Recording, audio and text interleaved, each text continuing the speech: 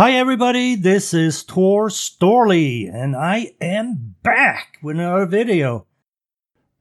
In this 8th video in this series, we're going to take a look at DuckDB's full text search, FTS. Now, the full text search is, I think it's more like a tokenizer type of search. It's not going to be obviously a large language model type of search where it's been trained on everything on the internet, but it will tokenize words and you'll be able to find whatever you're searching for in documents based on whatever the tokenizers are doing.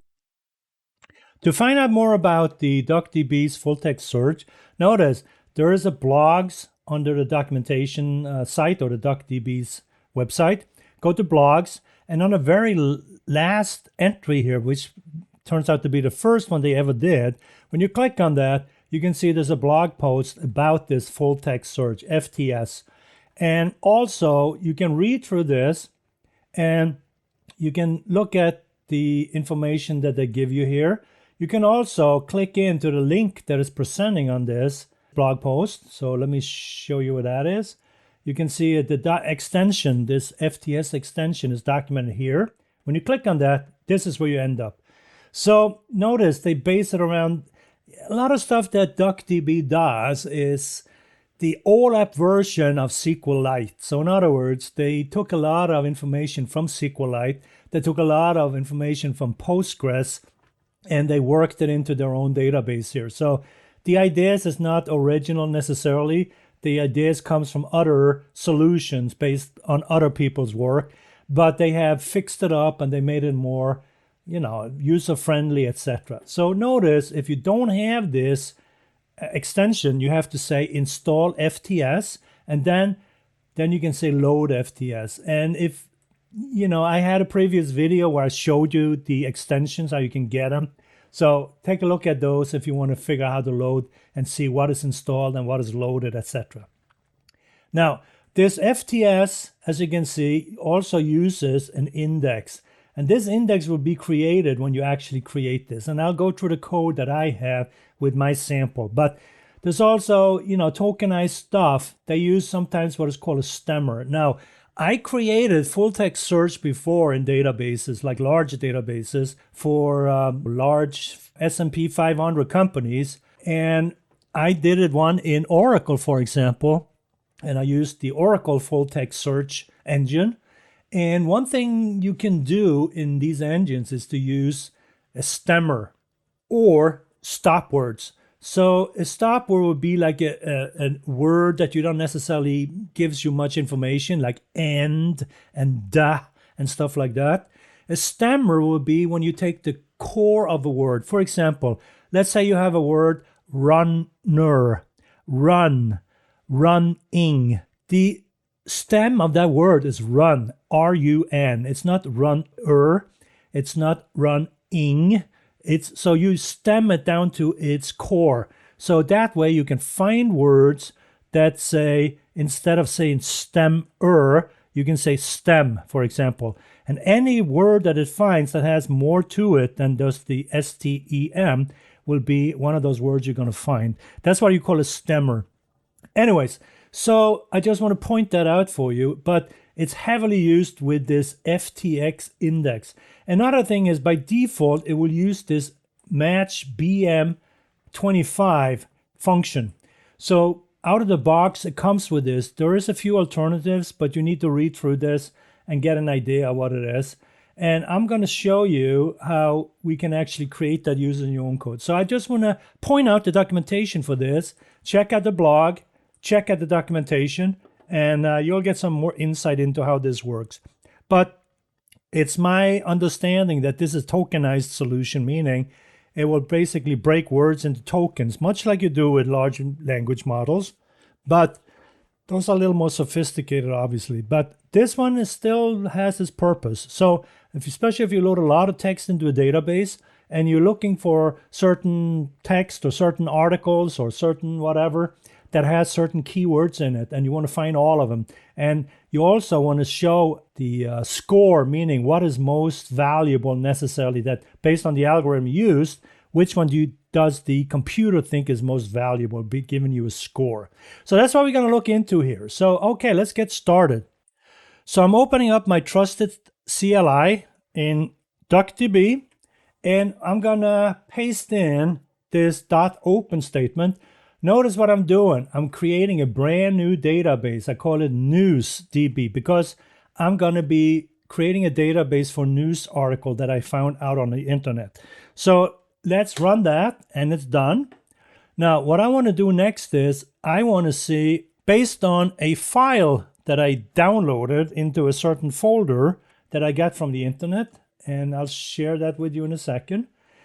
I'm going to say mode line, and then I'm going to select everything, and I'm going to sniff the CSV like I discussed in the previous video. And my file sits under this folder news, and I got this from this Guardian Articles CSV file out on the internet. So let me run that. And as you can see, it comes back. It tells me that based on how many rows it inspected, it thinks the dilemma is a comma. There are quotes. There are escape characters here. It says that it's a hard return and a new line, meaning return and new line is the new line delimiter. And also gives you the columns that it detected in this article. And as you can see, there's an ID, there's a name, there is a title, and there's also a URL, as you can see here, and a section name. So there are a few additional types here, as you can see. In the body content, you have like publication date, it's a timestamp, and there's also an ID inside that body content here. So this is what it looks like in the line mode. Now, the next thing I want to do, I want to actually read this thing. Let's try to see what the articles looks like. So I'm going to copy just the one article from this CSV file. And as you can see, it's quite a bit of information. And you can see this is the query I just ran. And under here, you can see, because I'm using CSV mode, you can see here is all the parts of that document. Okay, so let's take a look at what is the database size right now. So I'll paste that in. And I'm using a box mode. So notice it's 1.8 gigabytes. So that's okay. Now, the next thing I want to do, I want to create a table in my database. But before I do, I want to make sure if I already have it, I won't do it. So let me check here. Yeah, I already have it. Let me paste it in so you can actually see it, what it will look like, but I'm not going to run it. So you can see, you can create a table, call it TBL news as, use a select statement from the CSV file, and you ignore the errors, so you get whatever records comes back with any error record will not show up. So that's the table creation. Notice it says it already exists, so it's not going to run it. So that's fine with me. And I'm describing the table news table. So next, let's take a look at how we can summarize the table now in a bad kind of view. But, you know, you can probably fix the width and the height, or you can do it in a line or CSV mode, whatever you prefer. Anyways, I'm just showing you how you can actually do it. Now, next thing I want to do is I want to see what kind of columns I can do and ignore the columns I don't want to see. So I can use this keyword exclude web URL, because for me, the web URL has no meaning. So I'm not going to rely on that for anything. So it just takes up space. So I'm going to exclude it. Therefore, the beauty of doing a select star exclude is that it will pick up all the other columns. So if you have 300 columns and you just want to not see this one, you don't have to list 299 columns, which is a pain in the neck if you think about it, to type all that stuff out. So this is very concise, very useful way of doing it. And here you can see it comes back except for this particular column. All right. The next thing, if you want to create a sequence, you could. Why do you need a sequence? Well, a lot of times you need a sequence to create unique identifiers for like numeric ones, like int values, like 1, 2, 3, 4, 5, and so on. So every time you insert a new record, you can simply refer to the sequence, and you don't have to worry about what number it is. So I already have this. I'm not going to recreate it. So I'm going to remove that, but that's how you create it. You can also alter your table if you don't have an ID column. I think this one has, because I think I worked on it before. So if you don't have an ID column, you can create it like this. Add a column ID, big int, default, and then you refer to the index you just created, which is called seek_tbl news_ID. And that will pick up the next value of that index.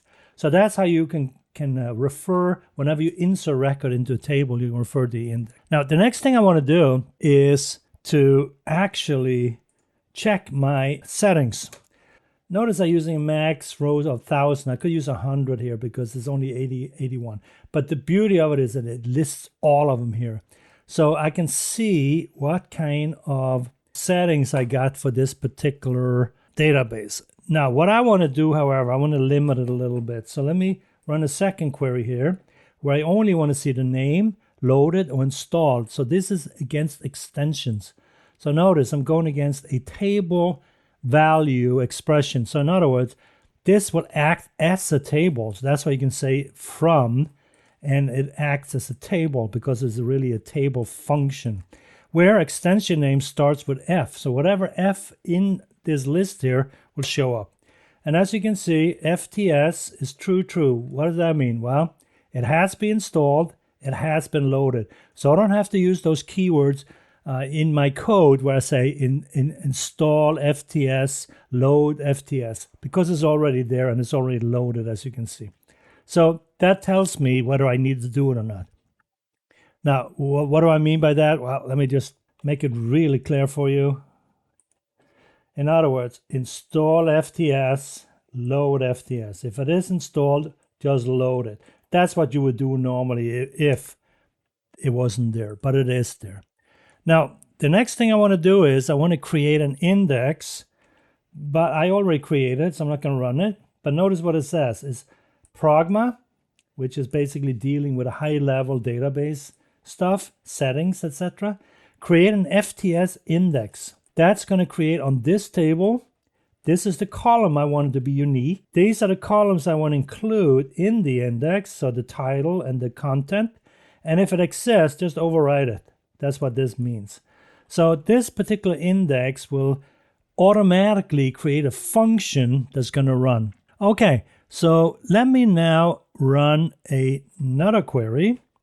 So if you look at this query, notice what it says. It says, select schema name, function name from this table expression, meaning DuckDB functions, where the database name is news and the function name equals to match BM25. Why match BM25? Well, that's the default for this particular full text search function. So if you run this, here is the schema. So you would prefix your call to the function with this, and here is the function name. So when you actually are going to run this stuff, you might have to, I don't really have to, but I'm going to show you anyway. You might have to do a few pragma settings. Pragma threads is 4, so it's going to run on 4 threads. And I wanted to have at least 4 gigabytes of memory to run this stuff. By doing so, it will parallelize your query across all those 4 threads, and it will run much, much faster. I had a previous query in my previous video that you didn't get to see, but when I ran it the first time, it took like 34 seconds to run.